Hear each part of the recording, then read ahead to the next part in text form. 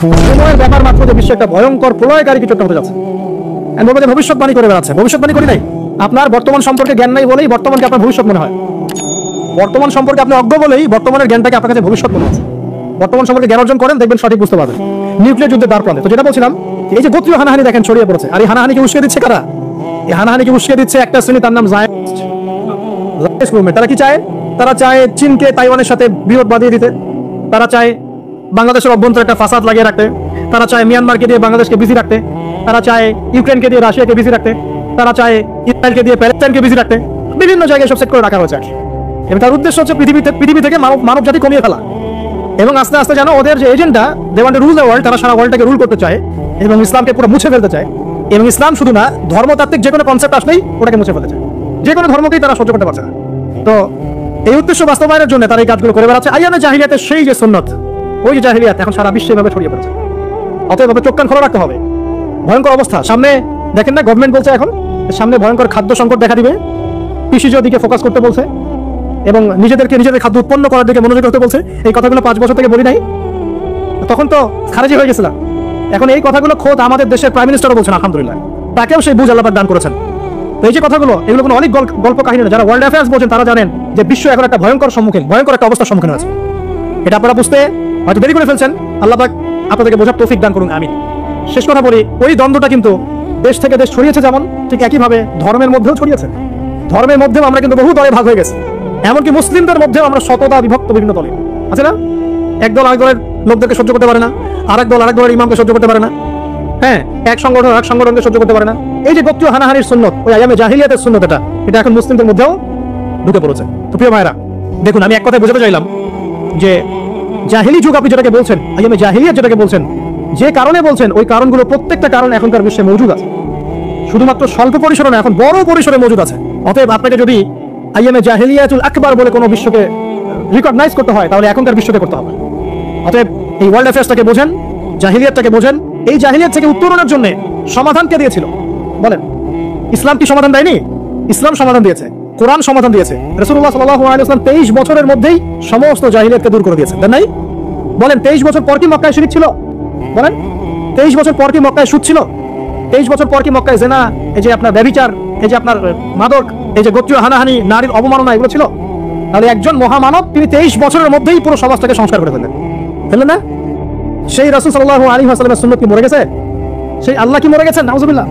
সেই আল্লাহ পাকের নাজিলকৃত কোরআন এবং হাদিস কি মরে গেছে? তাহলে সেই আল্লাহ যদি জীবিত থাকেন, সেই রাসূলের আদর্শ যদি জীবিত থাকে এবং সেই কোরআন যদি এখনো মুসলিমদের হাতে থাকে, তাহলে এখনকার বিশ্বের জাহিলিয়াত আমরা ফেস করতে পারবো না? পারবো না ইনশাআল্লাহ? পারবেন ইনশাআল্লাহ? কি করবেন তাহলে? মোটা থেকে কয়েকটা কথা বলে শেষ করে দিই। 1 নাম্বার, প্রিয় ভাই, জ্ঞান অর্জন করেন, প্রচুর পড়াশোনা করেন। জ্ঞান অর্জনের ক্ষেত্রে সাম্প্রদায়িক হবেন না, এতটুকু নিব না, এর থেকে নিব, ওর থেকে নিব না, এমন হবে না। জ্ঞান যেখানে পাচ্ছেন নিতে থাকেন, আল্লাহ পাক আপনাকে নূর দিবে ইনশাআল্লাহ। আল্লাহ যখন আপনাকে নূর বা আলো দিবে তার পক্ষ থেকে, আপনি এমন কিছু দেখবেন যা অন্যরা দেখতে পাচ্ছে না। আপনি খিজির হয়ে যাবেন ইনশাআল্লাহ আলাইহিস সালাম। যে মুসা আলাইহিস সালাম বুঝতে পারছেন না কেন নৌকা ফুটা করছে, কেন বাচ্চাকে হত্যা করছে, আর কেন দেয়াল নির্মাণ করছে, কিন্তু খিজির আলাইহিস সালাম বুঝতে পারছেন কেন এগুলো করতে হচ্ছে।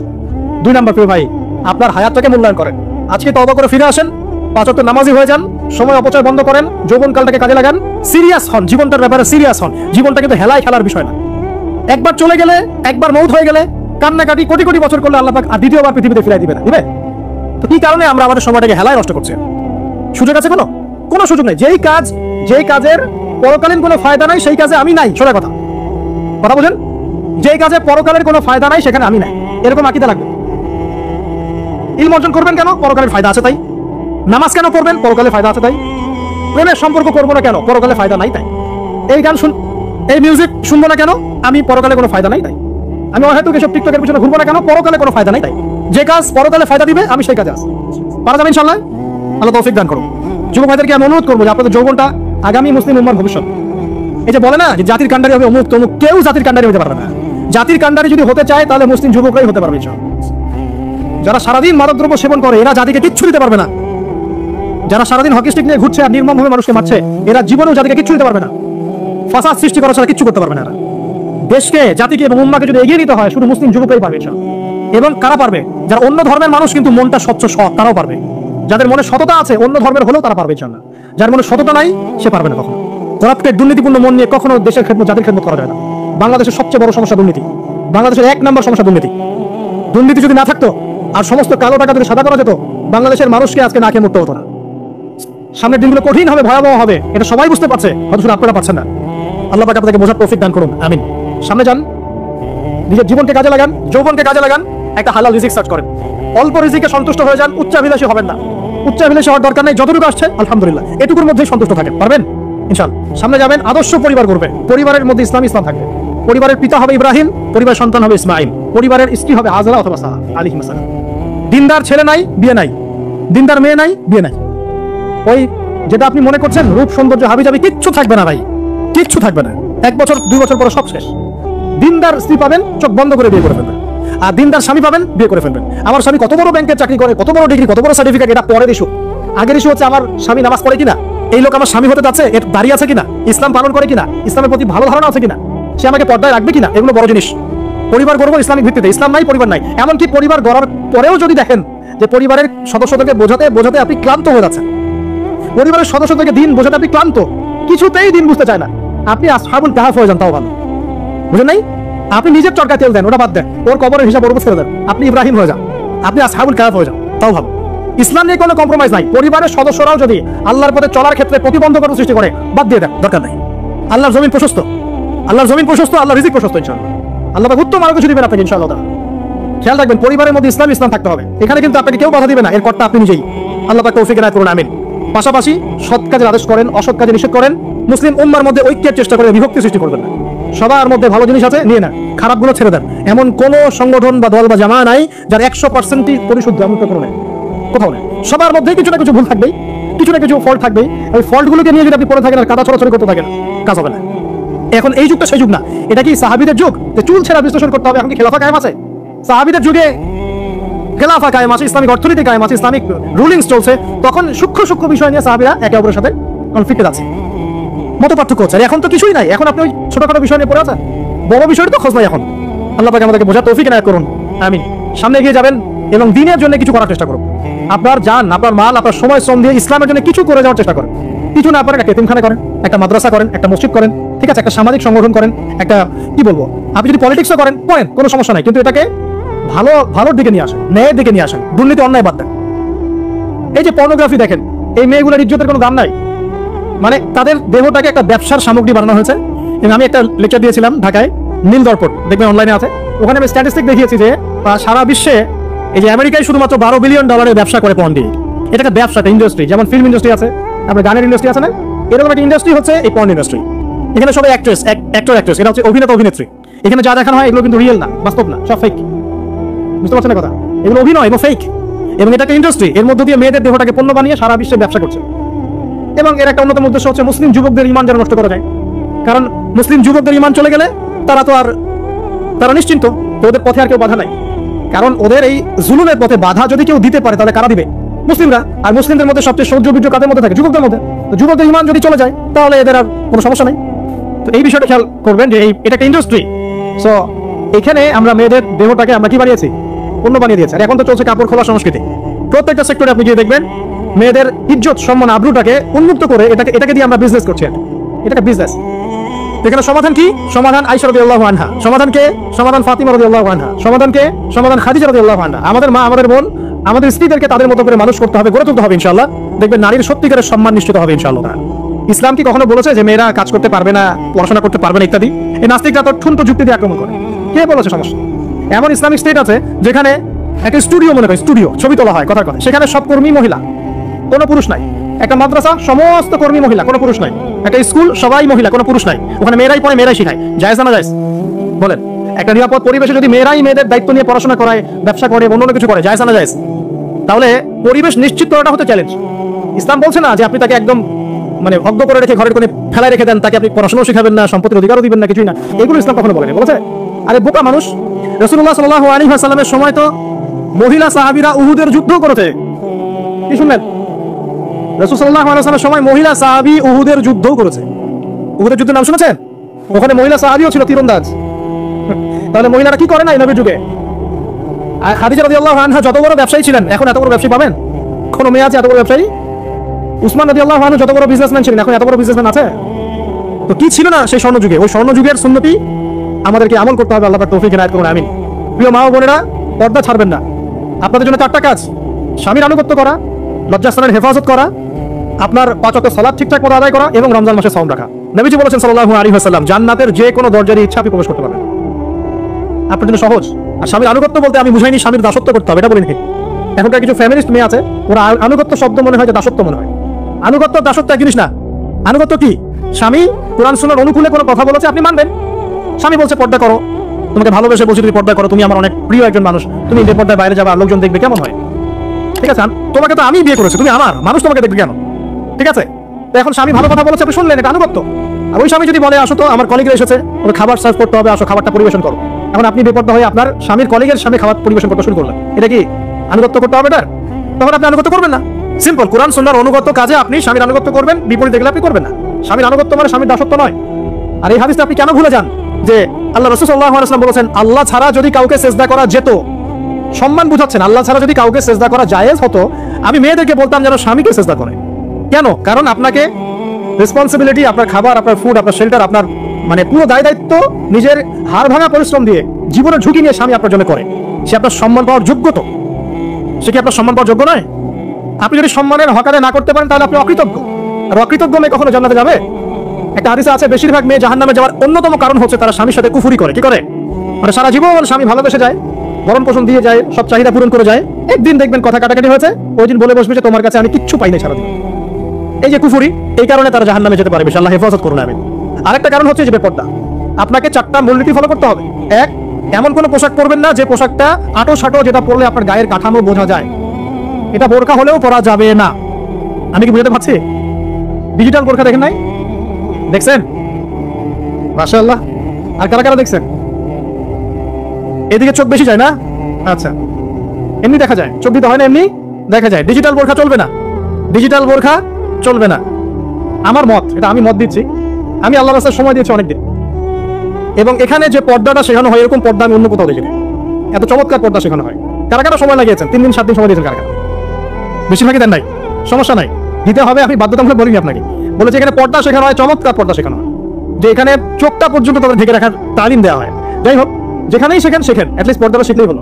এমন পোশাক হবে না যে পোশাকটা আটো সাটো, যেটা পরে আপনার গায়ে কাঠামো বোঝা যায়। 2 নম্বর, এমন পোশাক পরা যাবে না যে পোশাকটা পরলে বাইরে থেকে ভিতরের অঙ্গ দেখা যায়। দেখেছেন? দেখেন নাই? আচ্ছা, আপনারা তো সব দেখেন দেখি। তারপরে 3 নম্বর, এমন পোশাক পরা যাবে না যেটা অমুসলিমদের সাথে সাদৃশ্য আছে। কথা বুঝতে পারছেন? অমুসলিমদের ধর্মীয় বিষয়ের সাথে সাদৃশ্য আছে এমন পোশাক মুসলিম মেয়েদের পরা যাবে না। এর মানে এই নয় যে অন্য ধর্মকে আপনি আক্রমণ করবেন, এটাও নয়। যে যার ধর্ম তাদের স্বাধীনতা মতো পালন করবে। মুসলিমরা বাধা দিবে? দিবে না। মুসলিমরা দাওয়াত দিতে পারে। কি করতে পারে? দাওয়াত দিতে পারে যে ভাই, এই যে লা ইলাহা ইল্লাল্লাহর কনসেপ্ট আপনাকে বোঝাচ্ছি, আল্লাহ ছাড়া কোনো মাবুদ নাই, মুহাম্মদ সাল্লাল্লাহু আলাইহি ওয়াসাল্লাম সর্বশেষ রাসূল, এই কোরআন পড়ুন, হাদিস পড়ুন, দেখুন এটাই হচ্ছে মানবতার মুক্তির সনদ। এরপর যদি সে ইসলাম কবুল করে আলহামদুলিল্লাহ, যদি না করে এর হিসাব কে দিবে? সে নিজে দিবে। এর হিসাব কি আমাকে দেওয়া লাগবে? দেওয়া লাগবে না। তো অমুসলিমদের সাথে সাদৃশ্য আছে এমন পোশাক চলবে না। আর 4 হচ্ছে, পুরুষরা মেয়েদের পোশাক পরতে পারবে না, মেয়েরা পুরুষদের পোশাক পরতে পারবে না। জি, আপনাদের কি বলছি, আপনারা জিন্স পরতে পারবেন না, মেয়েদেরকে বলছি, এবং টি শার্ট পরতে পারবেন না। আপনারা ওই যে যা ইচ্ছা তাই ড্রেস পরে বলবেন যে 1000 বছরের সভ্যতা সংস্কৃতি, এসব বাজে কথা চলবে না এখানে। এটা 1000 বছরে কোনোদিনও আমাদের দাদা নানিরা এগুলা কখনো পরে নাই। করছে? আপনার দাদি কখনো এরকম পরছিল শাড়ি? তো যে বললো 1000 বছর থেকে পরে আসতেছে নাকি? সুবহানাল্লাহ। তো এখানে বিষয়টা হচ্ছে, পুরুষ মেয়ের পোশাক পরতে পারবে না, মেয়ে পুরুষের পোশাক পরতে পারবে না। আমি খুব সংক্ষিপ্ত করে আপনাকে কোরআন সুন্নাহ থেকে 4টা মূলনীতি বলে দিলাম। এই 4টা মূলনীতি কোরআনেও আছে, হাদিসেও আছে। আসেন, এই যে নারীর অবমাননা, এই বিষয়টা আইয়ামে জাহিলিয়াতে যেমন ছিল, এখন দেখবেন আরো বড় পরিসরে এসেছে। আসে নাই? এই যে ফ্যাশন শো, দেহের প্রদর্শনী, বিভিন্ন ফিল্মস দেখবেন, ফিল্ম ইন্ডাস্ট্রিতে দেখবেন, মিউজিকে দেখবেন, পর্নে দেখবেন, মেয়েদের দেহটাকে নিয়ে ব্যবসা করা হচ্ছে। আগে তো না হয় কন্যা সন্তান হলে জীবন্ত পুঁতে ফেলতো নাকি? এখন যদি গর্ভের বাচ্চা মেয়ে জানে, অনেকে আগেই মেরে ফেলায়। বুঝে নাই মনে হয়? অনেকে যদি জানে যে গর্ভে মেয়ে সন্তান আছে, আগেই মেরে ফেলায়। এমন অনেক দেশ আছে, আমি নাম বলছি না দেশের সঙ্গত কারণে, যে সে দেশে এরকম মেয়ে সন্তানকে এই যে খালাস করে ফেলার, নষ্ট করে ফেলার, ভ্রূণ নষ্ট করার আলাদা ক্লিনিক আছে, আলাদা হসপিটাল আছে। বলে নাউজুবিল্লাহ। তো আসলে ওই 1450 বছর আগের মানুষটা বেশি বর্বর ছিল না, আমরা বেশি বর্বর। এই অধিকারের কথা বলে বলে আমরা মেয়েদের দেহটাকে নিয়ে এখন মস্করা করছি, তামাশা করছি। সবচেয়ে সেরা অধিকার কোথায় পাবে? কোরআনে পাবে, হাদিসে পাবে, ইসলামে পাবে। তার পর্দা নিশ্চিত হবে, দেহ সেফ থাকবে, তার ইজ্জত নিশ্চিত হবে, ইজ্জত সেফ থাকবে, তার সম্মান সেফ থাকবে, তাকে রাজরানীর মতো স্বামী বাসায় রাখবে, কারণ সে হচ্ছে তার কাছে সবচেয়ে মূল্যবান প্রিয় বস্তু। শুধু তাই নয়, সম্পত্তির অধিকার তাকে দিতে হবে। একজন মেয়ে তার ভাইয়ের সম্পত্তি পাবে, তার বাবার সম্পত্তি পাবে, তার স্বামীর সম্পত্তি পাবে, সব দিক থেকে সে সম্পত্তি পাবে। আর একজন ছেলে কিন্তু সব দিক থেকে সম্পত্তি পাবে না। এই বিষয়গুলো যখন এক শ্রেণীর মানুষ বোঝে না, তখন ইসলামের বিরুদ্ধে অহেতুক প্রপাগান্ডা চালানো শুরু করে। সবচেয়ে সেরা সম্মান রক্ষার উদাহরণ দেওয়া হয়েছে ইসলামে, কোরআনে এবং হাদিসে। এই কথাটা আপনাদের মা বোনদেরকে বোঝাবেন, তবে নম্রতার সাথে বোঝাবেন, কারণ উচ্চবাচ্য করলে তার কথা শুনবে না।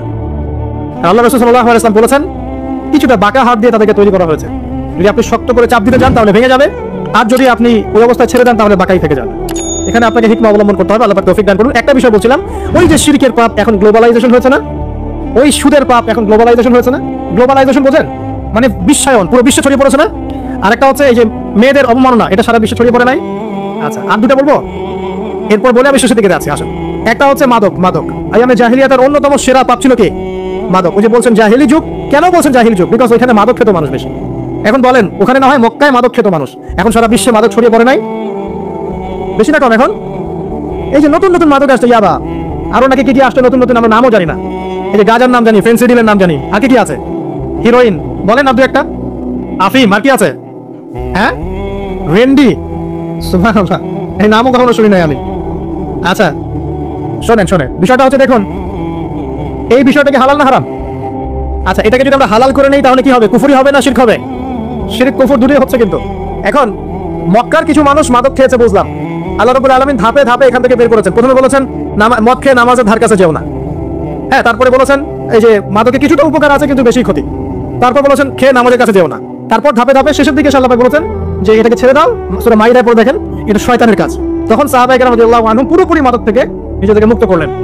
এরপরে কি কখনো তারা মাদক ছুঁয়েও রেখেছেন? বরং মাদক দ্রব্য সেবন করলে 40টা লাঠি বেত্রাঘাত করতে হয়, ইসলামিক শাস্তি। কয়টা লাঠি? আর ওমর রাদিয়াল্লাহু আনহুর সময়ে 40 লাঠিকে বাড়িয়ে 80 লাঠি করা হয়েছিল। কত লাঠি? 80 লাঠি। কিন্তু আরো একটা পাপের শাস্তি আছে, বলবো? অপবাদ, এখন যেটা বেশি দেওয়া হয়, অপবাদ, মিথ্যা অপবাদ। সতী সাদী নারীর উপরে মিথ্যা অপবাদ, এর শাস্তি হচ্ছে 80 লাঠি। আবার 100 লাঠির শাস্তি আছে। 100 লাঠি এটা কিসের জানেন? জিনা। এই যে যারা করছেন, এর শাস্তি হচ্ছে 100 লাঠি। তাও জনসমক্ষে দিতে হবে, গোপনে না। আর 1 বছরের জন্য এলাকা ছাড়া করতে হবে। রজম একটা শাস্তি আছে, রজম। এটা কি? রজম মানে পাথর নিক্ষেপ করে হত্যা। এটা তো বর্বর, তাই না?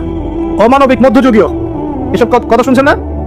শোনেন, কিছু কিছু বিষয় আছে যে বিষয়গুলো করার পরে এই পৃথিবীতে মানুষ বেঁচে থাকার অধিকারটা হারিয়ে ফেলে। কথা বুঝতে পারছেন না? কিছু কিছু পাপ আছে, এগুলো করলে পরে মানুষ এই পৃথিবীতে বেঁচে থাকার অধিকারটা হারায় ফেলে। যেমন কোন বিবাহিত ব্যক্তি যদি জিনা করে, নাউজুবিল্লাহ,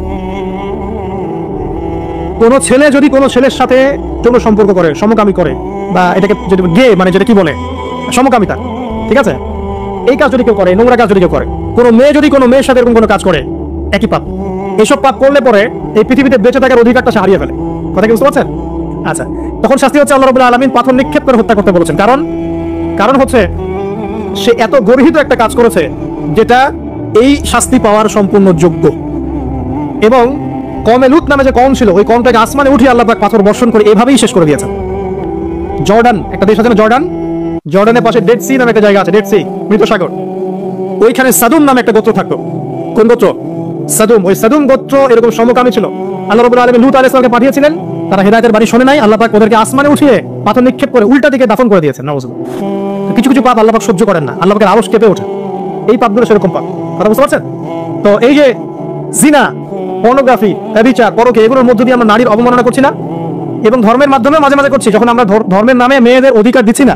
অনেকেই সম্পত্তির অধিকার দিচ্ছেন না, অনেকে শিক্ষিত করছেন না, অনেকেই আরো এই যৌতুক দিচ্ছেন না, অনেকেই বিয়ের সময় যৌতুক নেয়। এটা তো মেয়ের উপর, মেয়ের পিতার উপর টর্চার করা, সম্পূর্ণ হারাম, সম্পূর্ণ হারাম। তারপর দেখবেন রিপোর্টগুলো পড়ে দেখবেন যে এই বছর 2022, এই 22 গভর্নমেন্ট রিপোর্ট অনুযায়ী নিবন্ধিত প্রায় 1339টা ধর্ষণের মামলা হয়েছে। তো এটা এখন অ্যাভেলেবল, যে কোনো সব জায়গায় ধর্ষণ হচ্ছে, এখন অ্যাভেলেবল। মানুষ এটাকে স্বাভাবিক মনে করছে, এখন নর্মাল ধর্ষণ হতেই পারে, মানুষ এখন এমন মনে করছে। প্রত্যেক দিন পেপার খুলবেন, দেখবেন রেপের খবর, প্রত্যেক দিন খবর শুনবেন ধর্ষণের খবর। আর সব খবর তো আসে না, আসে হয়তো 10%, 20%, 30%, বেশিরভাগই আসে না। এলাকায় মোড়ে দেখবেন, গ্রামে গঞ্জে, শহরে বন্দরে খালি ইফটিজিং দেখবেন, খালি ইফটিজিং। মেয়েদেরকে যৌন হয়রানি করা হচ্ছে, বাসে, অটোতে, টেম্পুতে, সব জায়গায়। বাসের মধ্যে মেয়েকে রেপ করে ফেলা হচ্ছে। বাচ্চা মেয়ে যে বোঝেও না যে সেক্সুয়াল বিষয়গুলো কি জিনিস, ওকেও রেপ করা হচ্ছে। এই যে মহামারী, আপনি তো বুঝতে পারছেন না যে আমরা কোন সমাজে আছি। এই সমাজে আপনার মেয়ে তো সেফ না, আমার মেয়ে তো সেফ না। আমার মেয়ে, আপনার মেয়ে ভবিষ্যৎ কি হবে, এর ভবিষ্যতের নিশ্চয়তা কে দিবে? আপনার মেয়ের ইজ্জতের ভবিষ্যতের নিশ্চয়তা কে দিবে? এই নিশ্চয়তা দেওয়ার মতো মানুষ কোথায়, নেতা কোথায়? কারো ঘরের স্ত্রী, কারো ঘরের বোন, কারো ঘরের মেয়ে এখন সেফ না। যে কোনো দিন যে কোনো জায়গায় যে কোনো দুর্ঘটনা হতে পারে, বাসে, ট্রাকে, ট্রেনে, অটোতে, সব জায়গায় হতে পারে। আর এগুলোকে আমরা প্রমোট করছি, এখন নগ্নতাকে প্রমোট করছি, পর্নকে প্রমোট করছি। এই নগ্নতা, পর্ন এসব দিয়ে মানুষের মাথাটাকে পুরো জানোয়ার বানিয়ে ফেলা হয়েছে। পর্ন দেখাতে দেখাতে ছেলেদের মাথাটাকে জানোয়ার, পশু বানিয়ে ফেলা হয়েছে। এরা এখন বোঝে না যে মেয়ে কি জিনিস, মা কি জিনিস, বোন কি জিনিস, তাও বোঝে না। ভাই ভাই বোনের সাথে জেনা করেছে, চাচাতো বোন চাচাতো ভাইয়ের সাথে জেনা করছে, চাচাতো ভাই ফুফাতো বোনের সাথে জেনা করছে। রংপুরের খবর শুনলাম যে মায়ের সাথে ছেলেও জেনা করেছে। নাউজুবিল্লাহ। এগুলো কেন হচ্ছে? মহামারী কেন হচ্ছে? কি সমাধান দিবে? সমাধান ইসলামে ছিল, আমরা নেই নাই। সমাধান হচ্ছে, প্রথম সমাধান অশ্লীলতার মহামারী বন্ধ করতে হবে, পর্দা নিশ্চিত করতে হবে, পর্নোগ্রাফির সমস্ত সাইটগুলো বন্ধ করে ফেলতে হবে। আজকের নিউজ দেখেছি আমি, এটা আমি ধন্যবাদ আছে, প্রায় 26,000 পর্ন সাইট তারা বন্ধ করে দিয়েছে, আলহামদুলিল্লাহ। তো কথা বললে তো কাজ হবে, কথা না বললে কাজ হবে কিভাবে? 26,000 পর্ন সাইট তারা বন্ধ করে দিয়েছে।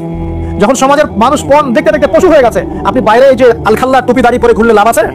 ভিতর থেকে তো আপনি পশু। দেখবেন মসজিদ ইমাম সাহেব নামাজ পড়বে এসেছে, বাসায় পর্ন দেখে আসছে, নামাজে কোনো মনোযোগ নাই। দেখবেন টাপাটাপ নামাজ পড়ছে, কোনো মনোযোগই নাই, পর্ন দেখে। ইমানের আলোচনা করবেন, খুব লাফালাফি করলো, 2 দিন পর দেখবেন কোনো খবর নাই, পর্ন দেখতে দেখতে ভিতরটা শেষ, ড্যামেজ। পর্নোগ্রাফিতে যে একবার আসক্ত হয়েছে, তার মধ্যে ইমানের কোনো তেজই থাকবে না, কোনো তেজ থাকবে। কারণ আলেম জালেম সবার ফোনে ফোনে দেখবেন পর্ন চলে আসতেছে, কেউ দেখতে না চাইলেও তাকে দেখতে বাধ্য করা হচ্ছে। ফেসবুকে ঢুকবেন, নগ্ন দৃশ্য। এই নগ্নতা দিয়ে, এই পর্নোগ্রাফি দিয়ে, এই যে মিডিয়ার মধ্যে দিয়ে প্রমোটিংটা দিয়ে, ব্যভিচার ছড়িয়ে দেয়া, জেনা ছড়িয়ে দেয়া, অশ্লীলতা ছড়িয়ে দেয়া, পরকে ছড়িয়ে দেয়া, এর মধ্য দিয়ে নারীর সম্মান, দেহ, ইজ্জতকে আমরা এখন রাস্তার সাথে মিশে দিয়েছি। কিসের অধিকারের কথা বলছি? কিসের নারী অধিকারের কথা বলছি? খালি ডিগ্রি সার্টিফিকেট অর্জন করতে পারলেই অধিকার হয়? আমার তো ইজ্জতই ঠিক থাকলো না, আমার অধিকার কোথায় থাকলো? একটা সার্টিফিকেট অর্জন করার জন্য কলেজের মেয়েদেরকে বড় বড় নেতার বেডরুমে ঢুকানো হচ্ছে, দেখেন নাই? তো একটা সার্টিফিকেট অর্জন করতেই হবে আমাকে, নিজের ইজ্জত বিক্রি করে দিয়ে হলেও আমার সার্টিফিকেট অর্জন করতেই হবে। লাথি মারি এসব পড়াশোনার পিছনে, দরকার নেই আমার পড়াশোনা। পড়তে বাসায় এলাকায় এলাকায় মহিলা মাদ্রাসা করেন, মাদ্রাসায় মেয়েদেরকে পড়ান। আমি খুব দুঃখের সাথে বলছি, অনেক মাদ্রাসাতেও এরকম ঘটনা কিন্তু ঘটেছে না? এখানে একটা কথা আমরা পরিষ্কার করতে চাই, সেটা হলো যে পাপ পাপী, রেপ রেপী, ধর্ষণ ধর্ষণী, সে আলেম মূল্যবান, মহামূল্যবান মনে করে আমাদেরকে হেফাজত করার তৌফিক দান করুন, আমিন। আর তাদেরকে যারা নগ্ন করতে চায়, আল্লাহ পাক এদেরকে ধ্বংস করে ছেড়ে দিন, আমিন। সানাওয়াতুজ জালাজিল, জালজালা বা ভূমিকম্পের বছরগুলো, জালজালা বা ভূমিকম্পের বছরগুলো, বছর নয় বছরগুলো, মানে বছর ধরে সিরিজ ভূমিকম্প হবে বিশ্বের মধ্যে, বলেন নাউজুবিল্লাহ। এই পর্যন্ত কি পৃথিবীতে কখনো সিরিজ ভূমিকম্প হয়েছে বছরের পর বছর ধরে? এখনো হয়েছে কি? হয়নি। আর হাদিসগুলো মেলাবেন, নবীজি বলছেন বাইনা ইয়াদাই সাআ, কিয়ামতের আগে আগে মুচারুন শাদীদ, মহামারী ছড়াবে, প্রচন্ড বড় মহামারী। পৃথিবীতে যত মহামারী হয়েছে, এগুলো ইতিহাস ঘাটলে দেখা যাবে না কোন মহামারী কত বড় ছিল।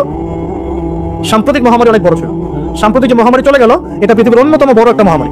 আমি বলতে পারবো না যে এটাই সেই মহামারী যার কথা নবীজি বলছেন হাদিসে, এমনটা আমি বলতে পারবো না, কেউই বলতে পারবে না, কিন্তু হতেও তো পারে, পারে না? হতে পারে। তবে নবীজি স্পষ্ট বলছেন বাদাহু, মহামারীর পরে আসবে সানাওয়াতুজ জালাজিল, জালজালার বছরগুলো, সিরিজ ভূমিকম্প হবে বছর জুড়ে, বলি নাউজুবিল্লাহ। কেন হবে? নবীজি বলছেন লা তাকুমুস সাআ, কিয়ামত হবে না হাত্তা ইউকবাদুল ইলম, যতক্ষণ পর্যন্ত না জ্ঞান উঠে যায়। এখন জ্ঞান উঠে যাচ্ছে না, কোরআন সুন্নাহর জ্ঞানকে মানুষ পরোয়াই করে না। মানুষ এখন বস্তুবাদী জ্ঞানকে বেশি প্রাধান্য দেয়, কোরআন সুন্নাহর জ্ঞানকে খুব কম মানুষই প্রাধান্য দিচ্ছে। বেশিরভাগ মানুষ বস্তুবাদী শিক্ষাকে প্রাধান্য দেয়। ইউকবাদুল ইলম, জ্ঞানকে কবজ করে নেওয়া হবে। নবীজি বলছেন এরপর কি হবে? ওয়া তাকসুরু জালাজিল, বেশি বেশি ভূমিকম্প হবে। ওয়া ইয়াতাকারাবু জামান, সময় সংক্ষিপ্ত হয়ে আসবে। এখানে অ্যামেজিং বিষয় হচ্ছে কি, প্রত্যেক ভূমিকম্পের সাথে সময় একটু একটু করে সংক্ষিপ্ত হয়। রিসার্চ সায়েন্স কিভাবে? পৃথিবীর ভিতরে একটা জায়গা আছে যেটা উত্তপ্ত লাভা, এখানে লাভা আছে। পৃথিবীর ভিতরটা কিন্তু গরম, উপরেরটা আমরা যদিও দেখি এরকম শিলা, পাহাড় ইত্যাদি, পৃথিবীর ভিতরে কিন্তু আছে লাভা, যেটা সবাই মোটামুটি জানেন। এর ভিতরে একটা জায়গা আছে, ইনার কোর বড় জায়গা থাকে একদম ভিতরে। এখনকার সাম্প্রতিক গবেষণা বলছে যে ভূমিকম্পগুলোর প্রভাবে, পৃথিবীতে যত ভূমিকম্প হয়েছে এর প্রভাবে ইনার কোর আগে যেদিকে ঘুরতো, এখন উল্টা দিকে ঘোরা শুরু করেছে। নাউজুবিল্লাহ। মনে রাখবেন, কিয়ামতের অন্যতম আলামত কিন্তু সূর্য পশ্চিম দিক থেকে উঠবে, আর সময় সংক্ষিপ্ত হয়ে আসবে। নবীজি বলেছেন যে একটা বছর চলে যাবে একটা মাসের মতো, একটা মাস চলে যাবে একটা সপ্তাহের মতো, একটা সপ্তাহ যাবে একটা দিনের মতো, একটা দিন যাবে কেমন, নবী এটাও বলেছেন। নবীজি বলেছেন একটা দিন যাবে একটা ঘন্টার মতো। মানে ঘন্টা মানে কি, যে ম্যাচের কাঠি জ্বালাতে যতক্ষণ সময় লাগে, এতটুকু সময়ের মধ্যে মিনিট চলে যাবে। কিভাবে হবে এটা আল্লাহ ভালো জানে। আবার দাজ্জালের হাদিসেও আছে, দাজ্জাল যখন বিশ্বে শাসন করা শুরু করবে, তখন 40 দিন সে বিশ্বকে শাসন করবে। কতদিন? 40 দিন। যার প্রথম দিনটা হবে 1 বছরের সমান লম্বা। প্রথম দিন কত বছর? 1 বছর সমান লম্বা। কে জানে পৃথিবীর গতি থেমে যাবে কিনা? থেমে যেতেও পারে। আপনাদের নিউজ দেয়, চায়নাকে নাম তো শুনেছেন? চায়না একটা বাঁধ নির্মাণ করেছে, কৃত্রিম বাঁধ। ওর দেশে একটা কৃত্রিম বাঁধ নির্মাণ করেছে। এটা এত শক্তিশালী বাঁধ, ওখানে এত রড সিমেন্ট আর এই ম্যাটেরিয়ালস ইউজ করা হয়েছে, যেটা এই পাকিস্তান, তারপর ইন্দোনেশিয়া, হ্যাঁ, বাংলাদেশ, এই যে দেশগুলো আছে, এই পুরো দেশটাকে, এই পুরো দেশের একটা বড় অংশকে এই কংক্রিটের নিচে ঢেকে ফেলা সম্ভব। এত বেশি কংক্রিট ইউজ করা হয়েছে, চায়না ইউজ করেছে, ওরা ইউজ করেছে। এবং বিশাল একটা পানির ফ্লো তারা সৃষ্টি করেছে, কৃত্রিম, এটা কিন্তু ম্যানমেড। তো আমি গতকাল রিসার্চ করতে গিয়ে দেখলাম যে তারা বলছে এই বাঁধটা নির্মাণ করার কারণে পৃথিবীর আহ্নিক গতির মধ্যে একটা পরিবর্তন চলে আসছে। মানুষের হাতের কামাই দেখেন, আর এখানে কিন্তু দাজ্জালের হাদিস এটাও বলা হচ্ছে যে পৃথিবীর প্রথম দিনটা, দাজ্জালের প্রথম দিনটা হবে 1 বছরের সমান লম্বা। কে জানে, হয়তোবা এমন কিছু হবে মহাবিশ্বে যে পৃথিবীর আইনিক গতিটার মধ্যে কোনো পরিবর্তন হবে, ঘূর্ণনে কোনো পরিবর্তন দেখা দিবে হয়তোবা, আল্লাহ ভালো জানে।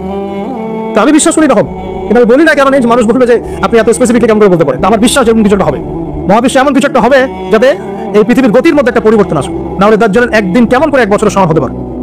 সাহাবীরা প্রশ্ন করলেন, ইয়া রাসূলুল্লাহ, আমরা তখন নামাজ কেমন করে পড়বো? নবীজি বললেন, অনুমান করে পড়ে নিবে, তোমরা এস্টিমেট করে অনুমান করে পড়ে নিবে যে কতটুকু সময় পর পর ওয়াক্ত হচ্ছে। তার মানে সাহাবীরা নামাজে তখনও সচেতন ছিলেন। তারপর দেখেন যে ওয়ায়াতাকারাবু জামান, নবী যেটা বলছেন দাজ্জালের দ্বিতীয় দিনটা হবে এক মাসের সমান, আর তৃতীয় দিনটা হবে 1 সপ্তাহের সমান, বাকি দিনগুলো হবে তোমাদের দিনের মতোই। এটা হবে, বিশ্ববাসী দেখবে এগুলা। বিশ্বের সামনে ভয়ঙ্কর কিছু ঘটনা ঘটা এখনো বাকি আছে, বিশ্বটা এমন থাকবে না। এখন যা দেখছেন সব এমন থাকবে না। নবীজি বলছেন জ্ঞান উঠে যাবে যখন, এটা উঠে যাচ্ছে দিন দিন। মানুষকে এখন শেখানো হচ্ছে, মানুষ বারণ থেকে সৃষ্টি হয়েছে, এগুলো জ্ঞান, এগুলো জ্ঞান। ইসলামের জাজল্যমান ইতিহাসগুলোকে মানুষ বলে যাচ্ছে এগুলো জ্ঞান। মানুষকে শেখানো হচ্ছে সমকামিতা ভালো জিনিস, এগুলো জ্ঞান। সমকামিতা ভালো জিনিস, এটা ব্যক্তি স্বাধীনতা। শেখানো হচ্ছে মানুষকে যে পর্দা, এগুলো কুসংস্কার। পর্দা কি? কুসংস্কার। এগুলো জ্ঞান। জ্ঞান কাকে বলে? ওয়ায়ুকবাদুল ইলম, মানে জ্ঞান উঠে যাচ্ছে, কবজ করে নেওয়া হচ্ছে। আর দেখেন আরেকটা হাদিস আসছে, আল্লাহ পাক কিন্তু কোরআন হাদিসকে তুলে নেবেন না। একটা হাদিস আসছে, আল্লাহ পাক কোরআন হাদিসকে তুলে নেবেন না, কিন্তু আলেমদের মৃত্যু হবে বেশি বেশি। আলেমদের জান কবজ করার মধ্য দিয়ে আল্লাহ পাক জ্ঞান উঠিয়ে নেবেন। একটু দেখেন না কয়জন আলেম আছে মাঠে, দেখেন তো কয়জন আলেম। আলেম তো অনেকেই আছে আলহামদুলিল্লাহ, কিন্তু বরেণ্য ওলামা যাদের কথা হাজার লক্ষ কোটি মানুষ শোনে, এমন আলেম কয়জন আছে দেখেন। আস্তে আস্তে প্রবীণ আলেমরা সব চলে যাচ্ছে। আর যে প্রজন্ম আমরা তৈরি করছি, এই প্রজন্মের কতজন এলম অর্জন করে ওই চ্যালেঞ্জ বুকে নিয়ে জাতিকে সংস্কারের জন্য নেমেছে দেখেন একটু। আমাদেরকে দুনিয়া পেয়ে বসেছে। আমাদের চিন্তা হচ্ছে মসজিদ ইমামতি নিয়ে, একটা তারাবি পড়াবো, ইমামতি করবো, একটা মাদ্রাসা মোহতামি হবো, এতটুকুই আমার চিন্তা স্বপ্ন। কেন? স্বপ্ন থাকতে হবে যে আমি আমার জ্ঞান দিয়ে উম্মাহকে পরিবর্তন করবো ইনশাআল্লাহ, এবং আল্লাহর জমিন, আল্লাহর দিন প্রতিষ্ঠা করে ছাড়বো ইনশাআল্লাহ। এরকম চ্যালেঞ্জ নেওয়ার মানসিকতা আছে কয়জনের, খেয়াল করে দেখেন। আর হিউজ এই যুব সমাজ যারা জেনারেল লাইনে পড়ছে, তাদের মধ্যে কয়জন আলেম হচ্ছে একটু চিন্তা করেন। আর যারা 2-1 জন উঠে আসার সুযোগ পাচ্ছে, তাদেরকে আবার মানুষ বুক ধরে রিসিভ করছে না, তারা হেল্প পাচ্ছে না, সহযোগিতা পাচ্ছে না, বরং হিংসার শিকার হচ্ছে, বিদ্বেষের শিকার হচ্ছে, আগ্রহ হারিয়ে ফেলছে। আমি এখানে সেটি করবো, আমাকে তো বুকে টেনে আর কেউ হয়, এমন মনে হচ্ছে মানুষের। তো জ্ঞান উঠে যাবে, কিন্তু শুধু কোরআন সুন্নাহ আল্লাহ পাক তুলে নেবেন না, এমনটা আল্লাহ পাক বলেন নাই। আল্লাহ বলেছেন, তার নবীর মাধ্যমে জানিয়েছেন যে আলেমদের মৃত্যু হবে, সংখ্যা কমে যাবে। সংখ্যা বেড়েছে না কমেছে? আল্লাহ পাক আমাদেরকে বোঝার তৌফিক দান করুন। আমরা এখন আলেম হই নাই, যে শব্দগুলো আমাদের সামনে ইউজ করা হয়, কসম আল্লাহর, এগুলোর সাথে আমাদের কোনো সম্পর্ক। এখন আমরা শুধু তালেবে ইলম আছি, আর আমি দোয়া করি আমি তালেবে ইলম অবস্থায় থাকতে চাই, কারণ জ্ঞানের কোনো শেষ নাই। দোলনা থেকে কবর, জ্ঞান অর্জন করতেই থাকতে হবে। নবী মুসা আলাইহিস সালাম পর্যন্ত জ্ঞান অর্জন করতে গিয়েছেন খিজিরের কাছে আলাইহিস সালাম, জানেন নাই? নবী মুসা আলাইহিস সালাম বলছেন আমি সবচেয়ে জ্ঞানী মানুষ, আল্লাহ পাক বলছেন না, তুমি সবচেয়ে জ্ঞানী মানুষ না, ওই যে আমার বান্দা খিজির, ও জ্ঞানী মানুষ। তখন তিনি বলছেন আমি তার সাথে দেখা করতে চাই, জ্ঞান শিখতে চাই। হাল আত্তাবিউকা আলা আন তুআল্লিমানি মিম্মা উল্লিমতা রুশদা, তিনি গিয়ে বলছেন আমাকে কি আপনার সাথে রাখবেন, আল্লাহ পাক আপনাকে যা শিখিয়েছেন তার থেকে কিছু শেখাবেন? কে বলছে? নবী মুসা আলাইহিস সালাম। তো নবী মুসা আলাইহিস সালাম তালেবে ইলম হতে পারেন, আর আমরা কি বিয়া হয়ে গেছি নাকি? ওই আন্তর্জাতিক খ্যাতি সম্পন্ন হাবিজাবি এগুলো বয়কট করে দরকার নাই, এগুলো কোনো দরকার নাই। এমনি আমরা তালেবে ইলমই থাকতে চাই। আর আমরা শুধু দায়ী মাত্র, আপনাদের হয়তো দাওয়াত দিতে পারবো, কিন্তু ফিকহের কঠিন মাসালাগুলো, গভীরতা, এগুলো আমরা বলতে পারবো না, এগুলো মুফতি সাহেবরা বলতে পারবেন। তো বরেণ্য ওলামায়ে কেরামের সংখ্যা কিন্তু কমছে। আমরা দোয়া করি আল্লাহ পাক সমস্ত মাজলুম ওলামায়ে কেরামকে মুক্তি দানের ব্যবস্থা করুন, এবং আল্লাহ পাক বাংলার জমিনে আলেমদেরকে দিয়ে ভরিয়ে দিন ইনশাআল্লাহ। আর জাহেলদেরকে আল্লাহ পাক আলেমের জায়গায় আনা থেকে আমাদেরকে হেফাজত করুন বলিয়া। আর আমাদের সময়কে এই ট্রল পাগল হলে চলবে না, ইস্যু পাগল হলে চলবে না, সমালোচনা সংস্কৃতির রং করে যাবে। আপনি মানুষ তৈরি করেন, মানুষ তৈরি করা অনেক কঠিন, নামিয়ে দেওয়া সহজ। আমরা এই জায়গায় আসতে অনেক কষ্ট করতে হয়েছে, কিন্তু নামারও কিন্তু খুব সহজ। একটা ইস্যু দিয়ে নামাতে পারে না, একটা ইস্যু সৃষ্টি করে নামাতে পারেন। এই জায়গায় আসতে কিন্তু অনেক কষ্ট করতে হয়। অতএব আল্লাহ দিনের সাথে গাদ্দারি করলে আল্লাহ পাক ছাড়বেন না, কিন্তু এটা মাথায় রাখবেন। আল্লাহ পাক আমাদের সবাইকে বোঝার তৌফিক দান করুন। নবীজি বলছেন কখন এই ভূমিকম্পগুলো আসবে, সিরিজ ভূমিকম্পগুলো কখন আসবে? যখন জ্ঞান উঠে যাবে এবং জালজালা বাড়বে, ইয়াতাকারাবু জামান, জামানা কাছাকাছি চলে আসবে। আরো বলছেন নবীজি যে তোমাদের মাল সম্পদ বৃদ্ধি পাবে, ফায়াফিদু, এবং মাল সম্পদ উপচে পড়বে তোমাদের। দিন দিন দেখছেন না যে যার স্যান্ডেল কেনা টাকা ছিল না, সে এখন উঁচু উঁচু বিল্ডিং তৈরি করতেছে, দেখেন নাই? এটাই তো নবী সাল্লাল্লাহু আলাইহি ওয়াসাল্লাম হাদিস জিবরিলে কি বলেছেন? ওয়ান তারাল হুফাতাল উরাতাল আয়ালাতা রিয়া আশ-শাইয়া তাতাওয়ালুনা ফিল বুনিয়ান। নবীজি বলেন কিয়ামতের অন্যতম নিদর্শন হচ্ছে সমাজের নগ্ন পদের খালি গায়ের রাখাল শ্রেণীর মানুষ উঁচু উঁচু বিল্ডিং নির্মাণের প্রতিযোগিতা করবে। এমনটা হচ্ছে না? সম্পদ বাড়ছে মানুষের, এটাও একটা কিয়ামতের সাইন। নবী আরো বলেন ওয়া যাহরাতিল খায়নাত ওয়াল মুগান্নিয়াত, এবং বেশি বেশি বাদ্যযন্ত্র এবং নায়িকা নাট্যক এগুলোর সংখ্যা বাড়তে থাকবে। বাড়ছে না এগুলো বাড়ছে। এই সময়ে নবী সাল্লাল্লাহু আলাইহি ওয়াসাল্লাম বলেন যে এই জালজালাগুলো আসতে থাকবে, এটা একটা হাদিস। একটা আসছে যে নবী সাল্লাল্লাহু আলাইহি ওয়াসাল্লাম বলেন লা ইয়াশরাবান্না নাস মিন হাযিহিল উম্মাহ আল খামর, আমার উম্মতের মধ্যে কিছু মানুষ মাদক দ্রব্য পান করবে, সবাই না, কিছু মানুষ মাদক দ্রব্য পান করবে, ওয়া ইউসাম্মুনাহা বিগাইরি ইসমিহা, এবং সেই মাদকের নাম তারা পরিবর্তন করে খাবে। খাচ্ছে না মানুষ এখন? মাদককে মদকে মদ বলছে না।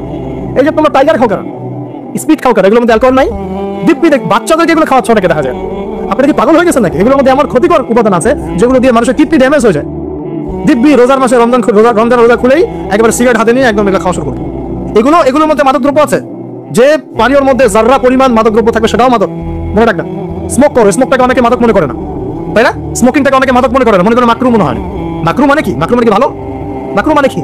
মাকরু মানে কি? কোরআনে সূরা বানু ইসরাঈল খুলে দেখেন, বড় বড় কিছু পাপের কথা মেনশন করে আল্লাহ পাক বলছেন এই পাপগুলো ছেড়ে দাও, এই পাপগুলো আল্লাহর কাছে মাকরুহা, এই পাপগুলো আল্লাহর কাছে অপছন্দের পাপ।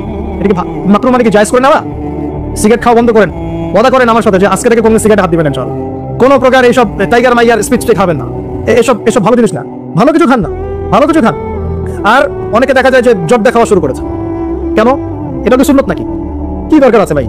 এতটুকু খাইলে হয়তো নেশা হয় না বুঝলাম, এতগুলো জর্দা একবারে খান দেখি, খাওয়া যাবে? খামারের মূলনীতি কি? যার বেশি খেলে নেশা হয় তার অল্প খাওয়া হারাম। মনে করেন এখানে যতটুকু পানি আছে এতটুকু এতটুকু খেলে, এতটুকু মাদক খেলে কারো নেশা হচ্ছে না, কিন্তু এতটুকু খেলে নেশা হচ্ছে। তার মানে কি এতটুকু খাওয়া জায়েজ, এতটুকু খাওয়া হারাম, নাকি পুরোটাই হারাম? এটা বোঝার জন্য কি মুফতি হওয়ার দরকার আছে? আপনি বুঝতে পারছেন? অতএব এই যাবতীয় মাদক দ্রব্য থেকে দূরে থাকতে হবে, না হলে ভূমিকম্প আসবে। কিন্তু ভূমিকম্প আসবে। আর মাদক দ্রব্য নিয়ন্ত্রণ অধিদপ্তর দিয়ে শুধু মাদক নিয়ন্ত্রণ করা যাবে না, মানুষের ঈমান আকীদার পরিবর্তন দরকার। মানুষের মধ্যে আল্লাহর ভীতি জাগ্রত করতে হবে, তাহলে মানুষ অটোমেটিক মাদক ছেড়ে দিবেন।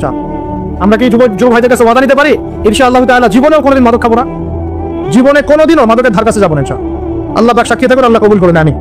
প্রিয় ভাইরা, এটা নবীজি বলছেন লা ইয়াশরাবান্নান নাস মিন হাযিহিল উম্মতি খামরুন, আমার উম্মতের কিছু মানুষ খামর মাদক পান করবে, ওয়া ইউসাম্মুনাহা বিগাইরি ইসমিহা, এর নাম রাখবে ভিন্ন, অন্য নামে ডাকবে, মাদক বলে ডাকবে না। ইউজাসু আলা রুউসিহিমুল মাআজিফ, মাআজিফ মানে হচ্ছে বাদ্যযন্ত্র। মাআজিফ মানে কি? বাদ্যযন্ত্র। এখন বলেন তো মাথার কাছে বাদ্যযন্ত্র থাকবে মানে কি?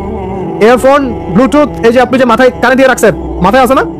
দেখেন নবী সাল্লাল্লাহু আলাইহি ওয়াসাল্লাম কতদিন আগে, 1400 বছর আগে এই হাদিস বলে গেছেন যে ওই সময় আমার উম্মতের একটা অংশ এরকম করে হেডফোন দিয়ে মাথা দিয়ে গান শুনবে, কানের ভিতরে গান মিউজিক চলবে, চলছে না? ওয়াল মুগান্নিয়াত, এবং তারা গায়িকা নায়িকা নর্তকী নাচাবে, নাচায় না মানুষ? শহরগুলোতে গিয়ে দেখেন খালি গায়িকা নর্তকীর, শহরে যাওয়া লাগে, ফেসবুক ইউটিউব ঢুকলে তো দেখা যায় সবখানে নাচতে আছে আর কি। মেয়েদেরকে নিয়ে আমি কালকে লেকচার দিব ইনশাআল্লাহ, ওদেরকে অনেক কিছু বলার আছে, অনেক কিছু বলার আছে। কারণ সমাজের একটা বড় ক্ষতি হচ্ছে এদের কারণ, সমাজের একটা বিশাল ক্ষতি হচ্ছে বেপরদা মেয়ের কারণে। বহু দিনদার পরেশগার যুবক পর্যন্ত ঈমান হারাচ্ছে এদের কারণে।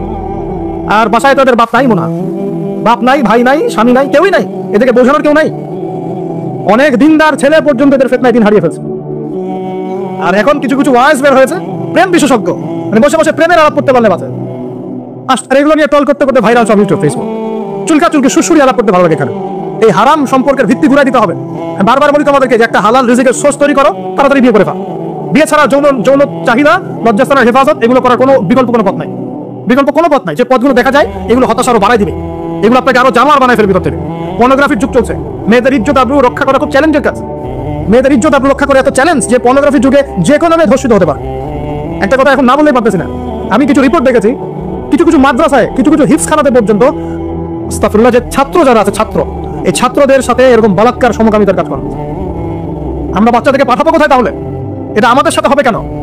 বাচ্চাদেরকে কোথায় পাঠাবো তাহলে? ইউনিভার্সিটিতে গিয়ে তো ধর্ষিত হচ্ছে, হচ্ছে না? দেখলেন না কয়েকদিন আগে হল নিয়ে কি ঝামেলা হলো? দেখা গেল না যে বড় বড় নেতাদের মনোরঞ্জন করতে হয়, দেখেন নাই? ইডেনের কথা বলছি, দেখেন নাই? তারপরে বিশ্ববিদ্যালয় তো নগ্নতা চলছেই, ফ্রি মিক্সিং চলছেই, জেনা তো ফ্রি, এবং পতিতালয়ে সব 1500-2000 টাকা দিয়ে রাত পার করা যায়। এগুলো ফেসবুক ইউটিউব ঢুকলেই দেখা যায়, ঢুকলেই দেখা যায়। তার মধ্যে আবার চলছে এখন সমকামিতাকে এখন প্রমোট করা হচ্ছে। আবার এখন দেখা যাচ্ছে আস্তাগফিরুল্লাহ, কিছু ধর্মীয় প্রতিষ্ঠানেও সমকামিতা ছড়িয়ে পড়ছে। একটা বাচ্চা ছেলে আত্মহত্যা করেছে ঢাকায়, ওর পোস্টমর্টেম রিপোর্টে দেখা গিয়েছে যে, বলতে পারতেছি না আমি আসলে, ওর পোস্টমর্টেম রিপোর্টে দেখা গিয়েছে যে ছেলেটার যে পিছনের যে রাস্তা আছে না, এখানে যৌন নির্যাতনের চিহ্ন পাওয়া গেছে। কিভাবে বলতাম কথাটা বলেন, আপনাকে বোঝানোর জন্য বললাম। একটা ছেলে হাফেজ হতে গিয়েছে মাদ্রাসায়, তার সাথে যদি টিচার এরকম কাজ করে, এই টিচারকে জাতির সামনে এনে ফাঁসি দেওয়া দরকার। তখন সবার একটা আক্কেল হোক, শিক্ষা হোক। পাপ তো পাপি, আলেম করলেও পাপ, জালেম করলেও পাপ, নাকি ওটা মাফ হয়ে যাবে নাকি? এই ঘটনাগুলো ঘটছে কেন? কেন ঘটবে এই ঘটনাগুলো? আল্লাহ পাক আমাদের সবাইকে বোঝার তৌফিক দান করুন। আর এই ঘটনাগুলো ঘটার অন্যতম কারণ হচ্ছে পর্নোগ্রাফি। মানুষ ভিতর থেকে এগুলো যখন মোবাইলে দেখা শুরু করে, দেখতে দেখতে দেখতে দেখতে ভিতরটা পশুর মতো হয়ে যায়। তখন শুধু মানুষ না, বাচ্চাকে পেলেও ধর্ষণ করবে, গরু ছাগল পেলেও ধর্ষণ করবে।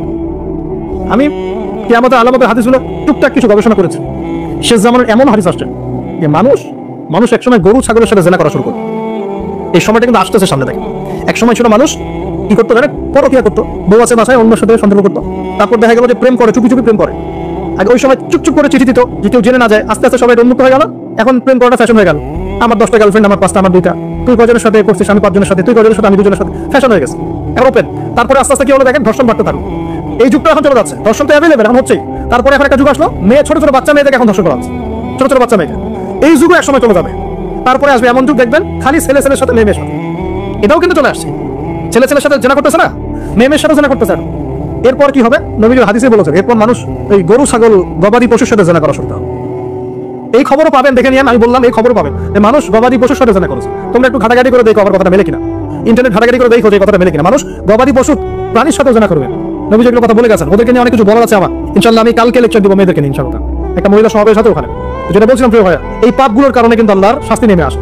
খমর এক নাম্বার ছিল শিরক, তারপর কুফর, মাপে কম দেয়া, অন্যের সম্পদ আত্মসাৎ করা, মাদকদ্রব্য সেবন করা, এই যে গান বাজনা বাদ্যযন্ত্র নর্তকী নাচানো, এগুলোর কারণে কোন শাস্তি আসে ভাই বলেন? আল্লাহর পক্ষ থেকে জালজালা মানে ভূমিকম্প, জালজালা মানে কি ভূমিকম্প, আর আসবে সিরিজ মানে বছর জুড়ে চলবে এগুলা। আরেকটা হাদিস বলে শেষ করছি। ও আচ্ছা, এর পরিণতিটা বলে নি। নবীজি বলছেন ওয়াজআলুল্লাহু মিনহুমুল কিরাদাতা ওয়াল খানাজির, যারা এই কাজগুলো করবে মানে মাদক খাবে, নাম চেঞ্জ করবে, যারা বাদ্যযন্ত্র নিয়ে রাত কাটাবে, যারা নর্তকী নাচাবে, আল্লাহ রাব্বুল আলামিন এদেরকে একদিন সকালবেলা বানর আর শুয়োর বানিয়ে দিবেন। আর ওয়ায়াকসিফুল্লাহু বিহিমুল আরদ, আল্লাহ পাক জমিন সহ ওদেরকে ধসিয়ে দিবেন, এই যে ভূমিধস। আরেকটা হাদিস আসছে তিরমিজির মধ্যে 2211 নম্বর হাদিস না, নবী সাল্লাল্লাহু আলাইহি ওয়াসাল্লাম বলেছেন ইযা তুখিযাল ফাইউদুরান, যখন দেখা যাবে যে গনিমতের মাল বা রাষ্ট্রীয় সম্পদ যেগুলো আছে, বুঝতে পারছেন, গনিমতের মাল রাষ্ট্রীয় সম্পদ এগুলোকে মানুষ ব্যক্তিগত সম্পদ মনে করে খাওয়া শুরু করে। হয়েছে কি হয় নাই? কথা বলেন। এই সিচুয়েশন আসছে কি আসে নাই? একটা হাতি আসতে থাকে উপর থেকে, হাতি আস্তে আস্তে আস্তে আস্তে মাসি হয়ে যায়, হয় না? এটা হয় কি না? এটা শাস্তি সম্পর্কে আল্লাহ পাক অন্য জায়গায় বলেছেন এবং নবী হাদিসে বলেছেন যে যে যা আত্মসাৎ করবে, যে যা আত্মসাৎ করবে সেটা কিয়ামতের দিন তার ঘাড়ে চাপিয়ে দেওয়া হবে। কিয়ামতের মাঠে উঠে দেখবেন বহু মানুষ কাঁধের মধ্যে রিলিফের টিন নিয়ে বসে আছে, বহু মানুষ কাঁধের মধ্যে রিলিফের গম নিয়ে বসে আছে, বহু মানুষ কাঁধের মধ্যে দেখবেন যে বন্যার্তদের ত্রাণের যে কম্বল, এই যে ত্রাণের বিষয়গুলো কাঁধে নিয়ে বসে আছে, রাস্তার কন্ট্রাক্টরের টাকা পয়সা কাঁধে নিয়ে বসে আছে, বহু মানুষ এই কাজ করে। এটা হবেই। নবীজি বলেছেন যে যা আত্মসাৎ করবে। নবীজি হাদিসে বলেছেন কেউ গরু নিয়ে থাকবে, গরু, কেউ ছাগল নিয়ে থাকবে, ছাগল। বিশ্বাস করছেন না? হাদিসে গরু ছাগল কথাই আসছে। কেউ দেখা যাবে গাদের মধ্যে গরু নিয়ে আছে, কেউ উট নিয়ে আছে, কেউ ছাগল নিয়ে আছে। বলে আমানাতু মাগনামান, আমানতকে গনিমত মনে, মানে আমানত রাখা হয়েছে, ও খেয়াল করে ফেলবে, রুটি পড়ে খেয়ে ফেলবে। এটা হচ্ছে কিনা? সবচেয়ে সেরা আমানত আমাদেরকে আল্লাহ দিয়েছেন ইসলাম, আমরা সেই ইসলামের সাথে খেয়াল করছি কিনা? বুঝতে পারছেন না? একজন আলেমকে আল্লাহ পাক আমানত দিয়েছেন দ্বীনের জ্ঞান, সে জ্ঞানের সাথে খেয়াল করছে কিনা? একজন ক্ষমতাসীনকে আল্লাহ পাক দিয়েছেন ক্ষমতা, সে ক্ষমতা দিয়ে খেয়াল করছে কিনা? একজন পরিবার কর্তাকে আল্লাহ পাক পরিবার দিয়েছেন, সে পরিবারের মধ্যে খেয়াল করছে কিনা? সবাই সবার জায়গাতেই খেয়াল করছে। আল্লাহ পাক আমাদেরকে বোঝার তৌফিক দান করুন। 3 নম্বর নবীজি বলেন ওয়াল যাকাতু মাগরামান, যখন যাকাতটাকে মানুষ বোঝা মনে করা শুরু করে। যাকাত দিতে চায় না মানুষ, যাকাত নাম শুনলেই দৌড় দেয় পিছন থেকে, যাকাত দিতে চায় না, নামাজ পড়ে যাকাত দিতে চায় না। আল্লাহ পাক আমাদের সবাইকে যাকাত দেওয়ার তৌফিক দান করুন। ওয়া তুবুল্লিনা লিগাইরিদ দ্বীন, এটা চমৎকার। নবীজি বলেন যখন ধর্ম বিবর্জিত শিক্ষা চালু হবে, বুঝতে পারেন না? ধর্ম আলাদা, শিক্ষা আলাদা, চালু হয়েছে কি হয় নাই? সারা বিশ্বে হয়েছে কি হয় নাই? ধর্ম আলাদা, শিক্ষা আলাদা। ধর্ম বিবর্জিত শিক্ষা যখন চালু হবে, এবং এবার শোনেন নবীজি বলেছেন আতাআর রাজুলু ইমরাতাহ, একজন পরিবারের কর্তা তার স্ত্রীর আনুগত্য করবে। ফ্যামিলিস্ট রেভলিউশন মানে স্ত্রীর আনুগত্য করবে পুরুষ, স্ত্রীর আঁচল ধরে বসে থাকবে পুরুষ। শুধু তাই না, ওয়াক্কা উম্মা, এবং তার মায়ের সাথে খারাপ ব্যবহার করা শুরু করবে। মাকে প্রাধান্য না দিয়ে বউকে প্রাধান্য দিবে এবং তার আঁচল ধরে বসে থাকবে। এই সময় আসে নাই? আচ্ছা, হিসাব করতে থাকেন, বিরত থাকেন। নবীজি বলেছেন ওয়াহাদনা সাদিকা, বন্ধু বান্ধবদেরকে কাছে টেনে নিবে, বন্ধু বান্ধবদেরকে কাছে টেনে নিবে। ওয়াকসাবা, এবং তার বাবাকে দূরে ফেলে দিবে। হয়েছে কি হয় নাই? যুবকরা বলো এটা হয় নাই? বাবাকে দেখলে কয়েকদিন সালাম দেয়, বাবার সাথে কতজনের ভালো সম্পর্ক আছে, বন্ধুর সাথে যা বাবার সাথে তা নয়। অথচ বাবা এবং ছেলের সম্পর্ক হওয়া উচিত বন্ধুত্বপূর্ণ। তোমার সবচেয়ে সেরা বন্ধু হবে তোমার বাবা, তোমার সবচেয়ে সেরা বান্ধবী হবে তোমার মা এবং তোমার বোন। মায়ের সাথে ছেলের সম্পর্ক দূরত্ব, বাবার সাথে ছেলের সম্পর্ক দূরত্ব, এগুলো হচ্ছে না? এটা নবীজি বলেছেন। আর বলছেন সেবার শোনেন ওয়াজহারাতিল আসওয়াতু ফিল মাসাজিদ, মসজিদগুলোর মধ্যে হট্টগোল শোরগোল বেড়ে যাবে। বাড়ে নাই? মসজিদ এখন হইহুল্লাহ হয় না? মসজিদের মধ্যে হকি স্টিক নিয়ে মারামারি হয়েছে, আমি নিজে দেখেছি। 2 দল কমিটির আধিপত্য বিস্তারকে নিয়ে একদম হকি স্টিক নিয়ে আসছে মসজিদে মারার জন্য, এরকম হয়েছে। আর অনেক জঘন্য ঘটনা ঘটে, আল্লাহ মাফ করুন। তারপর নবীজি বলেছেন ওয়াসাদা কাবিলুহু ফাসিকুহু, একটা কবিলা বা একটা গোত্রের নেতৃত্ব দিবে একজন ফাসিক ব্যক্তি। এখন হচ্ছে কি হচ্ছে না? হচ্ছে। ওয়াসাদা কাবিলুহু ফাসিকুহুম, তাদের মধ্যে যে ফাসিক সে দিবে নেতৃত্ব। নাউযুবিল্লাহ। নবীজি আরো বলেন ওয়াকানা সাঈমুল কওমি আরযালাহুম, সমাজের সবচেয়ে নিম্ন শ্রেণীর মানুষ কওমের জিম্মাদার হয়ে যাবে। সুবহানাল্লাহ। নবীজি আরো বলেন ওয়া উকরিমার রাজুল, একজন ব্যক্তিকে এই কারণে সম্মান করা হবে মাখাফাতা শাররি, তার ভয়ে তাকে সম্মান করা হবে। একজন ব্যক্তিকে তার ভয়ে, তার ক্ষমতার ভয়ে, তার টাকার ভয়ে, তার ক্ষমতার ভয়ে, তার জনবলের ভয়ে তাকে সম্মান করা হবে। এমন হচ্ছে না? হচ্ছে। নবীজি আরো বলেন ওয়াজহারাতিল কায়নাত ওয়াল মুগান্নিয়াত, ওয়াজহারাতিল কায়নাত ওয়াল মাআজিফ, ওয়াজহারাতিল কায়নাত ওয়াল মাআজিফ, গায়িকা এবং বাদ্যযন্ত্রের প্রচলন বাড়তে থাকবে। গায়িকা বাদ্যযন্ত্র ব্যাপক হারে বাড়তে থাকবে।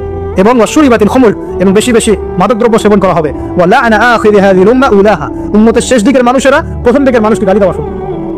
এই পাপগুলো যখন সমাজে দেখা যাবে, এই পাপগুলো যখন সমাজে দেখা যাবে, তখন তোমরা ফাল ইয়ারতাকিবু, এবার ধেয়ে আসবে ইনদা যালিকা, তোমাদের দিকে ধেয়ে আসবে 4টা আযাব। কয়টা আযাব? চারটা। 1 নম্বর নবীজি বলছেন রিহান হামরাআন, উত্তপ্ত গরম বাতাস তোমাদের দিকে ধেয়ে আসবে। এখনো কি এসেছে? আসবে। আমি রিসার্চ করেছি, এই নাসা এই গবেষণা শুরু করেছে, সূর্য থেকে এরকম ক্ষতিকর কিছু উত্তপ্ত বিকিরণ আসতেছে পৃথিবীর দিকে, এবং সামনে আসবে পৃথিবীর দিকে, দেখে নিন। নাসাও বলছে এটা আসবে, কারণ ওইখানে হিলিয়াম গ্যাসের বিস্ফোরণ হচ্ছে সূর্যের মধ্যে, ওখান থেকে এমন উত্তপ্ত কিছু আসবে যেটা পৃথিবীকে ধেয়ে নিয়ে আসবে। আল্লাহ মাফ করুন। ওরিহান হামরা, নবীজি বলেছেন গরম উত্তপ্ত বাতাস তোমাদেরকে চাপিয়ে দেওয়া হবে। ওয়া জালজালাতান, এবং এই যে ভূমিকম্প আল্লাহ চাপিয়ে দিবেন এই পাপগুলোটার। আর কি হবে? ওয়া খাসফান, এবং ভূমি ধসে যাবে নিচে, ভূমি কি হবে? ধসে যাবে। আর বলছেন ওয়া মাসখান, এবং মানুষের চেহারা সুরত আকৃতি পরিবর্তন হয়ে যাবে। এটাকে বললাম যে বানর সুর হয়ে যাবে। আরো কিন্তু আকৃতি পরিবর্তনের আরো ব্যাখ্যা আছে। ছেলে এখন মেয়ে হয়ে যাচ্ছে, মেয়ে ছেলে হয়ে যাচ্ছে, দেখছেন না খবরগুলো বলছে না? এটাও মাসখান, মানে আকৃতি পরিবর্তন হয়ে যাচ্ছে। আরেকটা হচ্ছে ওয়াকাযফান, এবং আসমান